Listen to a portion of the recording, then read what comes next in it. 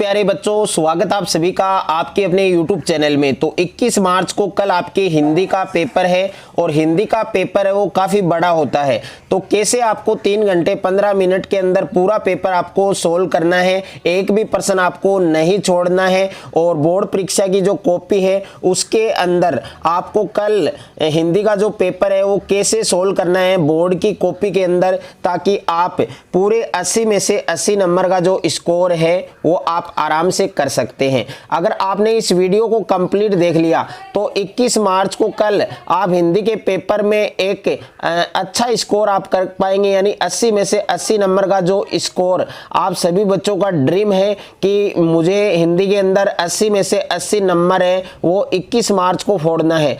तो इस वीडियो को आपको पूरा देखना है और इस वीडियो के अंदर में आपको हिंदी का जो पेपर है वो आपको कैसे सोल्व करना है 3 घंटे 15 मिनट के अंदर, और बोर्ड की कॉपी में पूरे पेपर को आपको कैसे सेट करना है, किसके अकॉर्डिंग आपको करना है, कैसे आपको करना है और क्या क्या लिखना है आपको, कैसे आपको लिखना है। तो पूरी जो प्रोसेस है प्यारे बच्चों इस वीडियो के अंदर मैं आपको बताने वाला हूं, तो वीडियो को आपको पूरा देखना है। तो देखिए, सबसे पहले आपको एक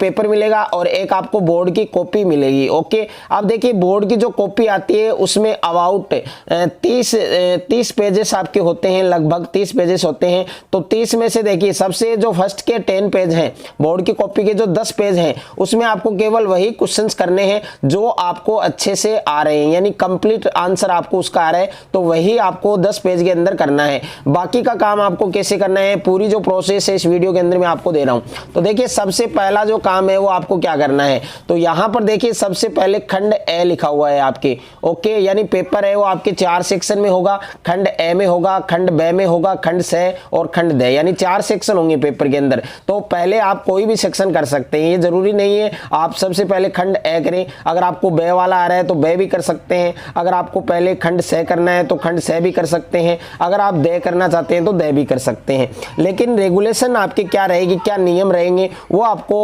जरूर ध्यान देने हैं। तो देखिए मैंने यहाँ पर 2 प्रकार के पेन यूज किए हैं। ओके, 2 प्रकार के पेन यूज कर रहा हूँ मैं, आपको लिख कर बताऊंगा कि कैसे आपको लिखना है। तो 2 प्रकार के पेन आपको यूज करने हैं, एक आपके पास ब्लू पेन होना चाहिए और एक आपके पास ब्लैक पेन होना चाहिए। अब देखिए ब्लैक पेन का आपको क्या काम करना है, यानी ब्लैक पेन आपको कहां पर यूज करना है।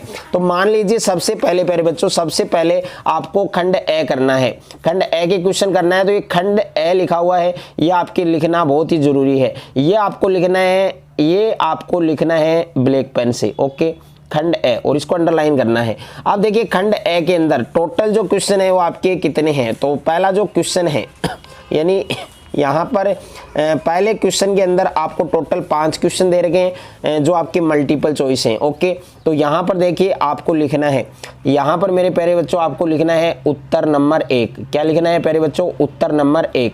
अब देखिए उत्तर नंबर 1 लिखने के बाद उत्तर नंबर 1 के अंदर आपके टोटल 5 क्वेश्चन हैं। ओके, तो यहाँ पर पहला क्वेश्चन और यहाँ पर दूसरा क्वेश्चन और यहाँ पर तीसरा क्वेश्चन, ये आपको ब्लैक पेन से लिखना है। यहाँ पर क्वेश्चन नंबर 4 और उसके बाद में यहाँ पर क्वेश्चन नंबर 5। ओके, अब देखिए यहाँ पर पहला क्वेश्चन है, मान लीजिए पहले क्वेश्चन में उपयुक्त गद्यांश का उचित शीर्षक आपको पूछा है, तो इसमें बे ऑप्शन आएगा। आपको पर्सन नहीं लिखना है, पर्सन एक भी आपको नहीं लिखना है, सीधा आपको आंसर लिखना है। तो यहाँ पर पहले के अंदर क्या करोगे, बे करोगे। ओके, उसके बाद में देखिए दूसरा है आपके, दूसरे में आपके दे आ रहा है, तो इसमें आपको दे करना है, ऐसे ही करना है जैसे मैं आपको लिख के बता रहा हूँ। अगर आपने इस तरीके से कल आप 21 मार्च को हिंदी की कॉपी, बोर्ड की जो कॉपी आएगी उसमें इस प्रकार से अगर लिखोगे जैसे मैं आपको बता रहा हूँ, तो आप 80 में से 80 नंबर का जो स्कोर है वो कंफर्म कर सकते हैं।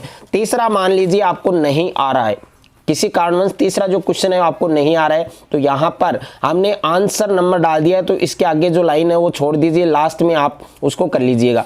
और 4 नंबर है उसमें आपके से आ रहा है, तो इसमें आप से कर लीजिए। ओके, 5वें में प्यारे बच्चों आपको ए आ रहा है, तो आप ए कर लीजिए। तो इस प्रकार से आपको मल्टीपल चॉइस क्वेश्चन है वो करने हैं। इसी प्रकार से आपको दूसरा क्वेश्चन करना है, दूसरे में भी आपके 7 क्वेश्चन दिए गए हैं मल्टीपल चॉइस क्वेश्चन, तो वो भी आपको ऐसे ही करने हैं। तो यहाँ पर आप सीधा क्रमांक डाल सकते हैं ब्लैक पेन से, 6, 7, 8, 9, 10, 11, 12। ओके, इस प्रकार से आपको करने हैं। उसके बाद में देखिए जो दूसरा क्वेश्चन मिलेगा आपको, यानी यहाँ पर यहाँ पर प्रश्न संख्या 2 आपको दिया गया है। इसमें क्या दिया गया है कि रिक्त स्थानों की पूर्ति कीजिए। तो रिक्त स्थान की आपको पूर्ति करनी है, यानी जो वस्तुनिष्ठ प्रश्न है, पेपर में 4 प्रकार के क्वेश्चन आपको देखने को मिलेंगे, वस्तुनिष्ठ प्रश्न देखने को मिलेंगे। तो वस्तुनिष्ठ टोटल कितने होंगे 18, यानी 12 तो आपके MCQs होंगे जो मल्टीपल चॉइस क्वेश्चन है, एबेसिडे वाले क्वेश्चन है, और 6 क्वेश्चन आपको रिक्त स्थान वाले। ओके, तो ये आपके सभी वस्तुनिष्ठ प्रश्न है।